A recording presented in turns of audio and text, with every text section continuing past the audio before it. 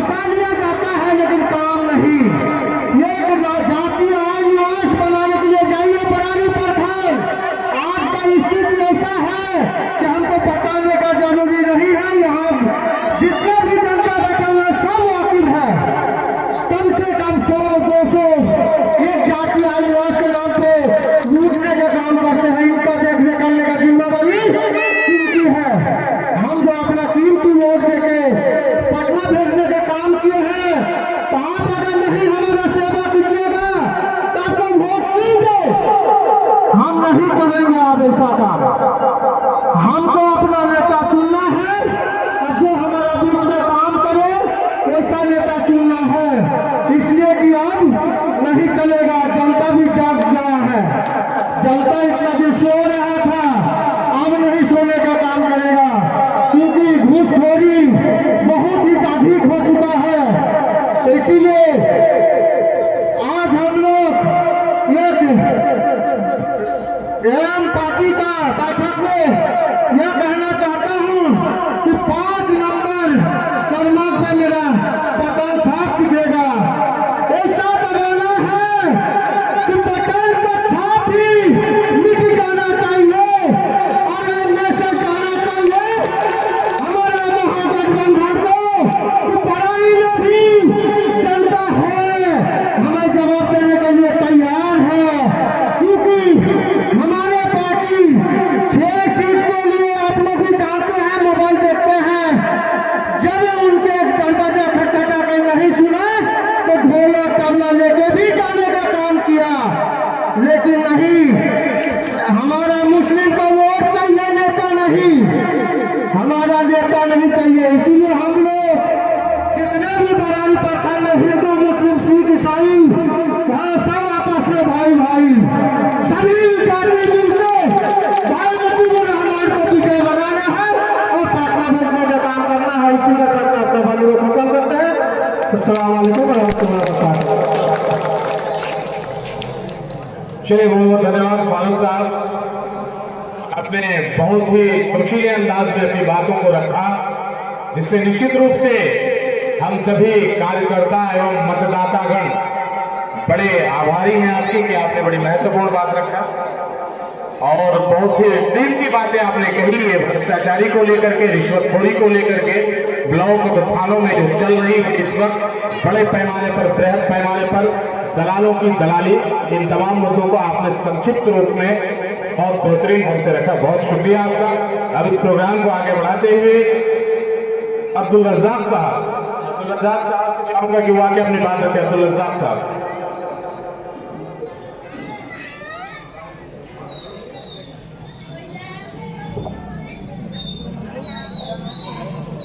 अस्सलाम वालेकुम। हम जितना भी हमारे बरारी प्रखंड का सब खुसूसी मेहमान आए हैं, हम उसको हार्दिक से अभिनंदन करते हैं। और जो आज का प्रोग्राम हमारे पार्टी की तरफ से हमारे जिला अध्यक्ष नदीम अख्तर जी और हमारे पूर्व सरपंच और वर्तमान में मेंबर फारूक साहब जो बात रखा आप लोग के सामने में, बहुत ही कीमती बात रखा है। आज हम लोग को गुमराह कर रहा है जो हम लोग महागठबंधन है। महागठबंधन कौन चीज का है? आप हमको साथ में नहीं लिया। आपका सरकार में सीट घट रहा था सरकार बनाने के लिए, तो हमारे अख्तर इमाम साहब समर्थन अभी किया है। सबको जान रहे हैं इस बात को। और उसके बाद आज बोल रहे हैं हम लोग के महागठबंधन है, तो महागठबंधन कौन चीज का? ये मुकेश साहब को गठबंधन में रखा है, हमारे ओबीसी को नहीं लिया है। पूरा इंडिया में बहुत तरह का पार्टी है, सबका पार्टी है, लेकिन मेरा मुस्लिम का एक पार्टी है। इसीलिए वो सोच रहा है कि कुछ सीट जीत जाएगा तो ये अपना दमन में आ जाएगा। यही सोच कर हमारा गठबंधन में नहीं लिया है। लेकिन ये चीज इस बार होगा नहीं, इस बार ये चीज होगा ही नहीं। हम जो भी जहां पर भी हमारा कैंडिडेट है वहां पर बहुत ही सबसे भारी है और हम सब सीट जीत रहे हैं। लेकिन जब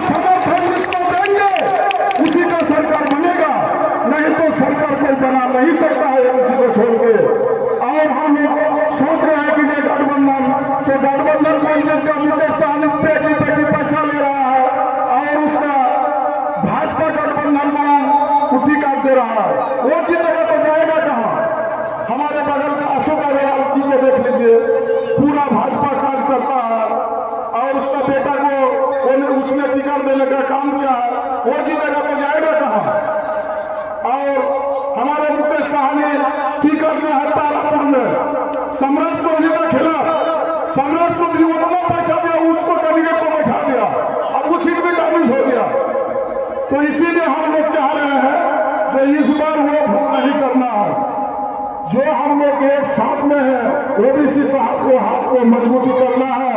हम इस बार चाहे कि हमारे सभी प्रत्याशी जीत जाए और पटना भेजने का हम लोग काम करें। जो भी हम लोग के लिए बात उठाएगा हमारा मोतीपुर रहमान साहब भी उठाएगा। अभी इतने दिन से कोई काम हम लोग का हुआ ही नहीं। 3 बार मेरा मंत्री साहब रहा है, आज तक कहाँ कोई काम हुआ है। आज तोकी साहब के लिए बोल रहा है कि ये बेचारा आ गया, बेचारा ऐसा हो गया, तो बेचारा नेतृत्व कहाँ क्या है। अब प्राणपुर में जाकर नेतृत्व क्या है। रातों रात टिकट लेके आकर सुबह यहाँ पर नॉमिनेशन करते हैं।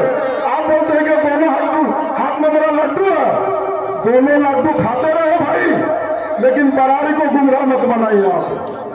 जो बरारी का जनता का निर्णय है वो सर्वमान्य है। हम लोग चाह रहे हैं कि एक साथ में एकजुट होकर हम लोग वोट करें मोतीपुर रहमान को और हम लोग पटना असेंबली भेजने का काम करें। अस्सलाम वालेकुम। बहुत बहुत शुक्रिया अब्दुल रज़ाक साहब। अब बिना देरी के इस प्रोग्राम को आगे बढ़ाते हैं और हमारे इस इलाके के बड़े मशहूर और प्रख्यात मुखिया, बड़े अच्छे वक्ता प्रवक्ता भाई मुमताज आलम साहब, भाई मुमताज आलम साहब मैं चाहूँगा कि आएँ। ध्यान रहे कि आपके बारे में कुछ बोलने जा रहा था मगर मैंने उसको रोक लिया। चलिए आप अपनी बात रखिए।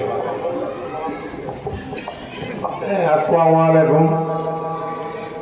आज के MIM के बैनर तले एक बैठक की आयोजन किया गया है, जिसका आज की सभा का मंच संचालन कर रहे मोहम्मद रफीक आलम साहब और हमारे MIM के जिलाध्यक्ष नवीन अख्तर जी और प्रखंड के MIM के प्रभारी इरशाद आलम जी और जितने भी वर्तमान के जीते हुए त्रिस्तरीय पंचायत के मुखिया सरपंच एवं वार्ड सदस्य और चुनाव लड़ रहे जो प्रतिद्वंदी, मुखिया के प्रतिनिधि, सरपंच के प्रतिनिधि, पंचायत समिति सदस्य एवं वार्ड सरपंच, सभी को मेरी तरफ से आए हुए बड़े बुजुर्ग दोस्त, अपना गार्जियन को सभी को मेरी तरफ से कीमती वक्त निकाल कर गया इस सभा का बैठक आयोजन में आए हैं, इसके लिए मेरी तरफ से शुक्रिया। मैं रफीक जी मेरे लिए बहुत तारीफ किए और उनका व्यक्तिगत मामला था। अगर हमको इस नाचीज को इतना इज्जत बख्श है तो उसके लिए मैं रफीक साहब को बार बार शुक्रिया अदा करना चाहूँगा।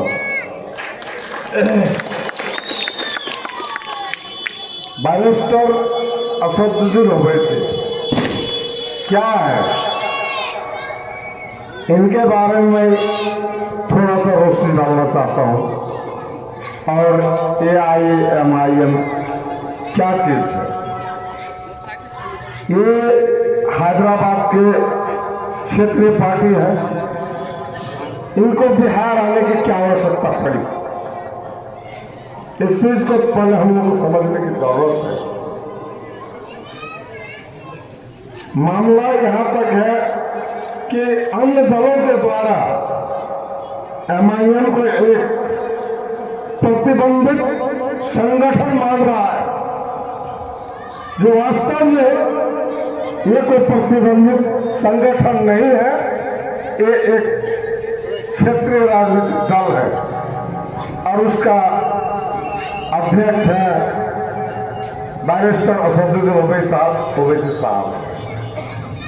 हम तो धन्यवाद करेंगे बैरिस्टर असदुद्दीन ओवैसी साहब को और अख्तर इमाम को और बिहार प्रदेश के जितने भी पदाधिकारी हैं MIM के, मैं उनका तहे दिल से शुक्रिया अदा करता हूँ कि आज के इस दौर में माइनॉरिटी के लिए, अल्पसंख्यक के लिए, अत्यंत पिछड़ा के लिए, पिछड़ी जाति के लिए एवं हरिजन आदिवासी के, इन सबों के लिए विचार रखते हैं, अपना लड़ाई लड़ते। एक हमारा भारत 542 सांसद का हुआ करते हैं हमारे भारत में। 541 में 42 में एक असदुद्दीन साहब ऐसे हैं जो सभी जाति सभी धर्म के लिए अपने हक के लिए मुद्दा उठाते हैं और पुरजोर तरीके से मुद्दा उठाते हैं। इस बात के लिए मैं उनका शुक्रिया अदा करना चाहता हूं। जब यूपी में एक रेप कांड हुआ था, उसमें तत्कालीन वहां जो भी सरकार है उनको इंसाफ ना देते हुए उनके साथ पीड़ित परिवार के साथ ना तो किसी को मिलने दिया जा रहा था, ना नेता को मिलने दिया जा रहा था, ना यहाँ तक कि भारत के मीडिया कर्मियों को चौथा स्तंभ कहा जाता उनको भी वहां जाना बैन था, नहीं जा सकते थे। लेकिन आज असदुद्दीन ओवैसी साहब के साथ में यूपी के दो संगठन चंद्रशेखर आजाद जी और स्वामी प्रसाद मौर्य असदुद्दीन ओवैसी के विचार से सहमत होकर के बिहार में गठबंधन का तहत चुनाव लड़ रहे हैं। जो स्वामी प्रसाद मौर्य और चंद्रशेखर आजाद जी को मैं दिल से धन्यवाद करता हूं कि हमारी इस लड़ाई के मुहिम में साथ देने के लिए बिहार चल के आया है। हम लोगों को उनका शुक्रिया अदा करना चाहिए। मेरा ये तो हुई मोहल्लों की बात, जो हम लोगों के साथ में जो भेदभाव बढ़ता जा रहा है। मेरा कहने का तात्पर्य है कि भारत में अनेकों पार्टियां, राजनीतिक पार्टियां हैं। मुख्य पार्टी हमारे भारत के कांग्रेस है, भारतीय जनता पार्टी है, राष्ट्रीय जनता दल, अनेक है। किसी दल को इस तरह का, जिस तरह से असदुद्दीन ओवैसी पार्टी को गिरा हुआ नजर से देखा जाता है, क्यों? मेरा सवाल इसलिए कि देखा जा रहा है कि एक हमारे जो अल्पसंख्यक मुस्लिम, हरिजन, आदिवासी, ये जो लोग हम लोग हैं, हम लोग मेहनत का लोग हैं। हम लोग मेहनत करके अपना पेट चलाते हैं और उसका गुजारा हम लोग करते हैं। लेकिन सरकार का, वर्तमान सरकार का जो गुजरे हुए सरकार है, ये सब जातियों पर कभी भी पलट के देखने का काम नहीं किया। हर 5 साल में मुंह उठा के चले आते हैं कि हमको वोट दीजिए, आपके लिए हम काम कर रहे हैं। झूठा वादा करके अपना काम बना करके चले जाते हैं, लेकिन हमारे गरीब, गुरबा, पिछड़ा, दलित के लिए कोई काम नहीं करता है। इस बात को हमें दुख है। अब समय आ गया हम लोगों को जगने का, वक्त है लड़ाई लड़ने का, और हम लोग लड़ाई इस ढंग से लड़े कि जो हमारे हक हकूक की बात करते हैं उसका हम साथ दें। हमको बीजेपी का उसको बी टीम हम ना माने या अन्य दल का बी टीम, सी टीम